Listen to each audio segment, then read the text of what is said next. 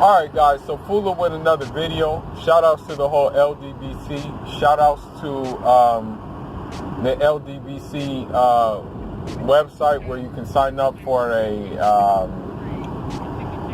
profile and be part of the Lions Den boxing community. And shout outs to the LDBC iPhone and Android app. So, man, I was kind of thinking about this new announcement on DAZN, how they're raising prices of $19 to $19.99, and a couple of options came to my head.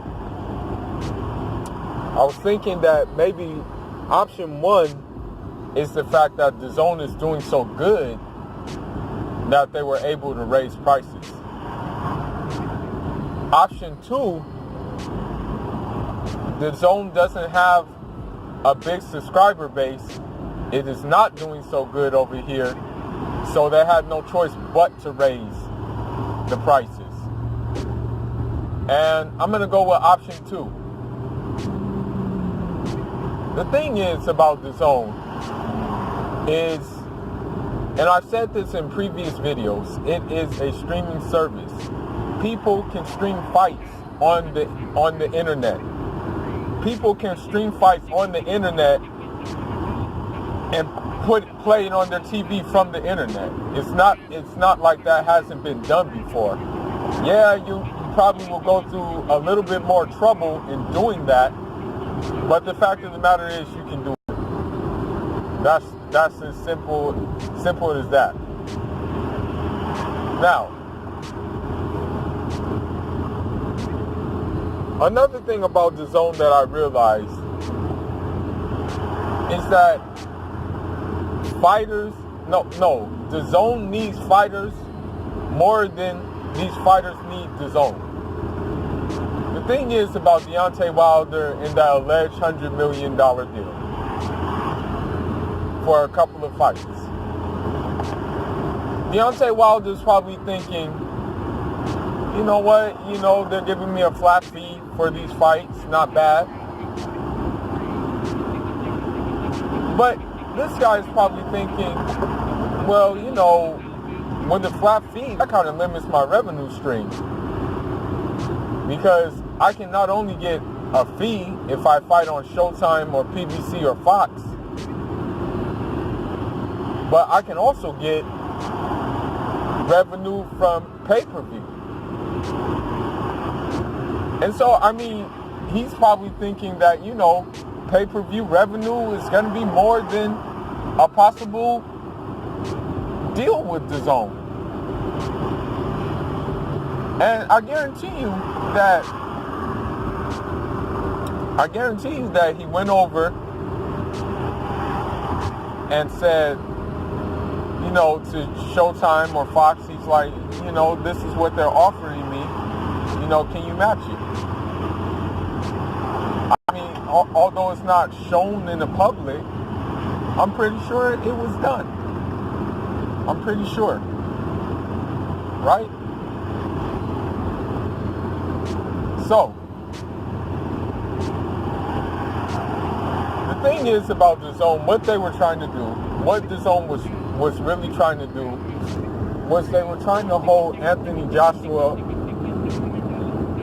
They were trying to bait Deontay Wilder over by saying, hey, if you come over, you're going to fight Anthony Joshua. But as I said before in another video, Anthony Joshua is not signed to DAZN. He's signed to Matchroom. And he can fight on Sky Sports. He's mostly supposed to fight on Sky Sports. Anyway. It's the same thing with Canelo. The thing is about Canelo is eventually what's going to happen is he's going to need fighters to come over there to fight him.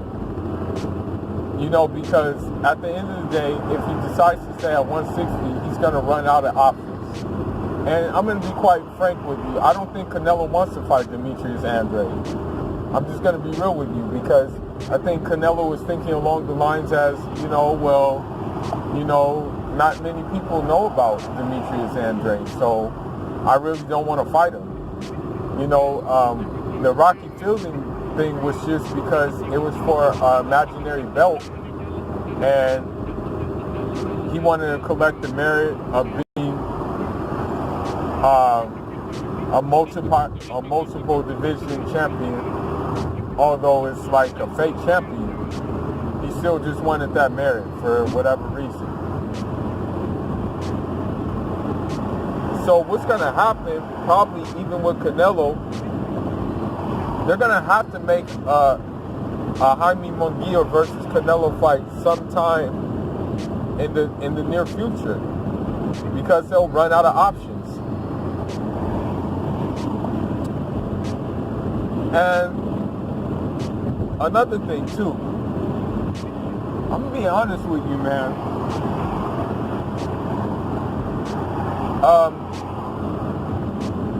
DAZN needs these fighters, as I said. It's the same thing with Tevin Farmer. You know, they're trying to offer Tank something. You know, DAZN is trying to offer Tank to come over. Like, come over, we'll throw you a bag if you fight Tevin Farmer. But again, they're putting ceiling on the bag because they're offering a flat fee. They can't offer pay-per-view revenue. They can't offer television or viewership revenue. So that just basically puts a limit on how much these fighters would make. So that's why they're like looking at the situation and they're saying, well, you know, I can probably make that here. Same thing with Adrian Broner. I think they offered Adrian Broner like a 3-fight, $2.5 million deal. Adrian Broner said he was making that even before he was fighting Manny Pacquiao. He was making more than that. So why would he go over there and sell himself short? It would make no sense. Really and truly. So then you have Jamal Charlo, who basically said the same thing. He said, you know what, I'm making this right now. I don't need to go over there. And then here's another thing. Jamal Charlo, he's still the mandatory for Canelo, and if Canelo doesn't want to fight him, guess what? You know, he just sues the WBC. And I'm pretty sure he will sue him, man.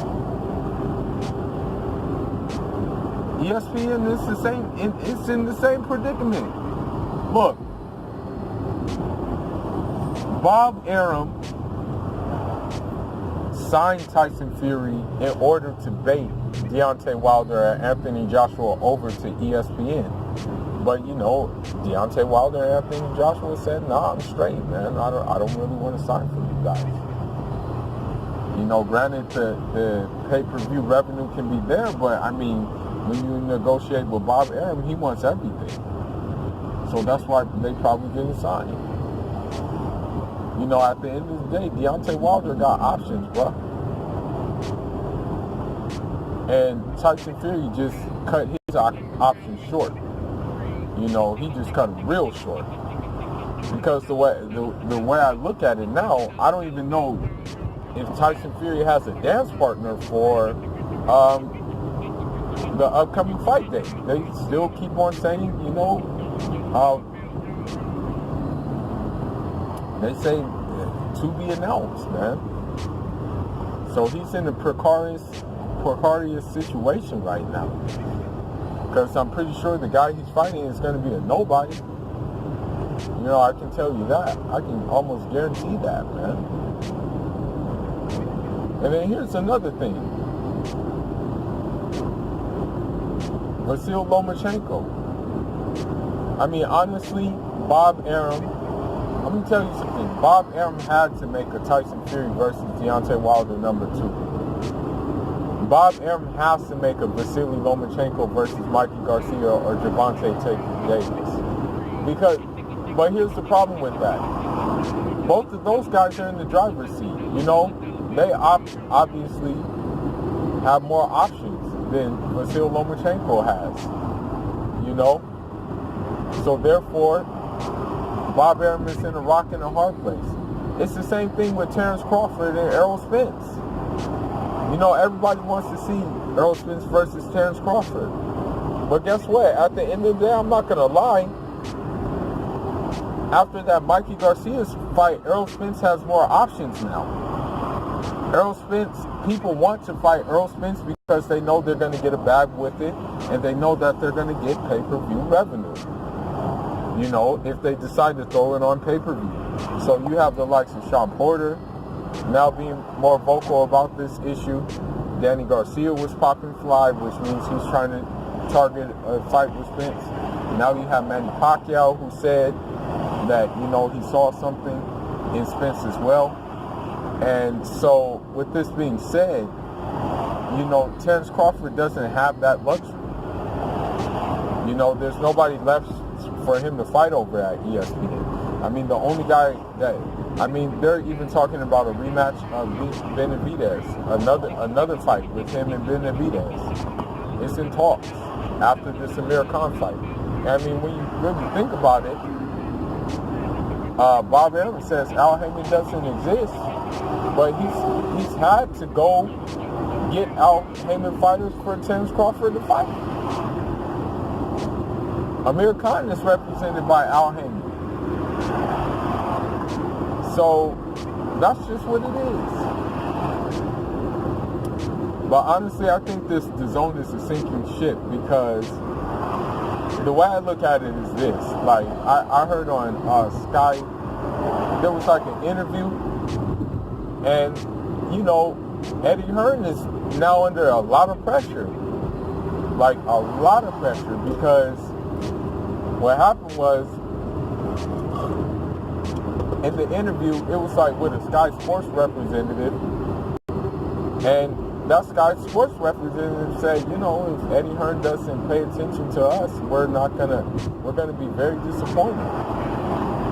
So Eddie Hearn is in two hard places right now, because for one, he has to deliver on DAZN. For two, he has to deliver on Sky Sports. And the thing is, Eddie Hearn doesn't really have fighters. The only fighter that Eddie Hearn has of relevance, as I said, is Anthony Joshua. Other than that, there's nothing. There's nothing there. So I mean, if DAZN was serious, they would like change up their plan, man, and really offer these fighters something, because like the way it's looking, the fact that they raised the prices for it, that's a tell-all thing, man. That shows that they're losing revenue. And another thing is too, is with these investors, because DAZN is basically like engineered by investors. If they're not seeing any return on their investment, they're just gonna pull the plug on this, man, and say, we'll just keep it overseas. So, even with Anthony Joshua, what if Showtime throws a bag at Deontay Wilder? Anthony Joshua used to be on Showtime. What if he comes back and says, well, what can you offer me? There you have it, man. Another fighter that's going to be on Showtime and not on DAZN. So, for me, personally, I never did subscribe to DAZN. I never even got a free trial to DAZN. Although I like Demetrius Andrade, it's just for me not worth it, just to see one fighter, you know? And, you know, they're not putting him in a position for meaningful fights. And the way I look at it is, if DAZN does not deliver on putting on meaningful fights, then Eddie Hearn's days could be numbered, and the whole DAZN operation could be numbered as well. But that's all I got for now, guys. Leave your thoughts, leave your comments. Let me know what you think about this whole situation. And off to the next one. Ciao, Rama.